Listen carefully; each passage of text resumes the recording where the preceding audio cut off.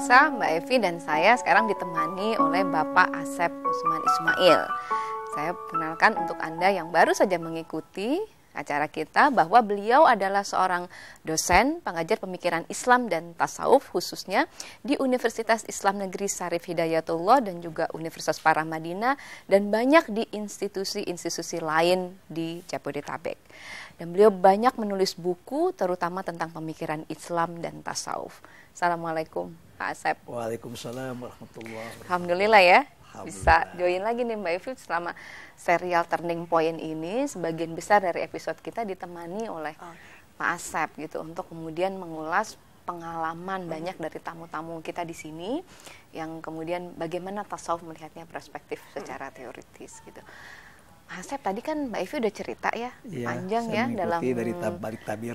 Iya, menarik ya. Sama seperti juga tamu-tamu kita yang lain ya Pak Asep. Kalau misalnya dilihat sebetulnya kedudukan hati di dalam kehidupan kita, sebetulnya Islam atau tasawuf ini mendudukan hati ini seperti apa? Kok banyak absen sih dalam kehidupan sehingga orang merasa banyak kekosongan dalam hidupnya? Sebetulnya hati itulah pintu. Pintu untuk banyak hal. Pertama, pintu untuk menghubungkan kita dengan Allah. Dua, pintu untuk membaca fenomena di sekitar kita.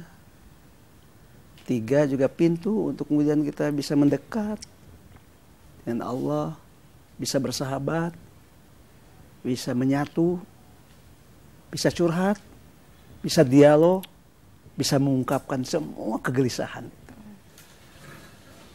Kalau qalbu saja tidak cukup, memang harus dimulai dengan akal. Akal itu berpikir, proses kreatif, menggugat, mempertanyakan, makin tajam kita mempertanyakan. Dengan ekspresi yang bisa emosional juga ya. Bisa. Jadi malu. Marah juga. Marah juga. Bisa. Sesuai dengan karakter, dengan kapasitas, nanti jawabannya akan sebanding dengan seberapa yang kita tanyakan. Karena itu Al-Quran. Allah dalam surat Al-Baqarah ayat 146 memulai dengan kemungkinan manusia bertanya. Wa idza sa'alaka ibadi. Apabila hamba-hambaku bertanya tentang seluruh manusia bertanya kepada engkau Muhammad. Artinya manusia itu rasa ingin tahu. Lalu dia berpikir, lalu dia menggugat, bahkan mempertanyakan sesuatu yang menurut orang tidak ditanyakan tentang Allah, tentang dirinya, tentang kehadirannya di bumi. Seharusnya santai saja, jangan marah. Fa inni qarib, jawab saja. Jadi Nabi Muhammad diajarkan oleh Allah supaya menjawab pertanyaan, bukan memarahi yang bertanya atau memotong proses kreatif. Ustadz kita tidak siap. Ditanya sama muridnya, dari pengalaman saya, itu jangan banyak tanya itu anak. Mendingan suruh baca buku. Dan kalau sebetulnya kita menanyakan pertanyaan dalam hidup, Mas Asep, tanya kepada Allah gitu, dengan segala macam ekspresinya. Kita setiap orang beda ya, Mbak Evi ya. Ada yang dengan ekspresi yang sangat emosional, ada yang tenang, ada kesedihan, ada kemarahan. Allah pasti akan menjawab semua pertanyaan. Akan menjawab. Jawaban itu tentu saja sesuai dengan medianya.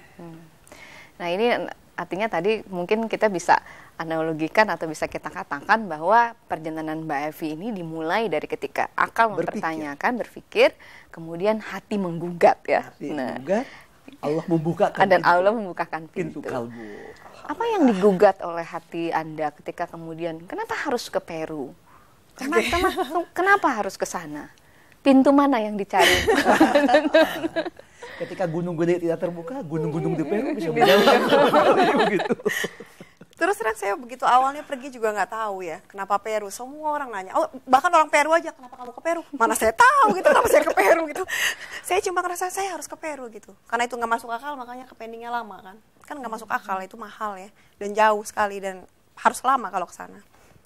Sampai di sana pun saya belum ketemu jawaban apa-apa. Saya cuma ngerasa bahwa ya oke, the nature is good. Ya, alamnya di sana masih banyak yang belum terjamah dan saya memang merasa ada connection gitu ketika ada di Peru gitu ya, dengan alam, terutama dengan angin gitu ya. Bagus sekali gitu ininya, alamnya. Sampai kemudian saya ketemu dengan satu retreat di daerah Amazon yang bicara tentang healing. Jadi di Amazon ada tradition healing menggunakan satu akar yang dinamakan ayahuasca. Akar tumbuhan. Jadi dibuat seperti jamu. Kemudian sesuai dengan tradisi mereka, itu mereka memanggil istilah mereka ya, head of medicine spirit. Gitu. Istilah mereka itu.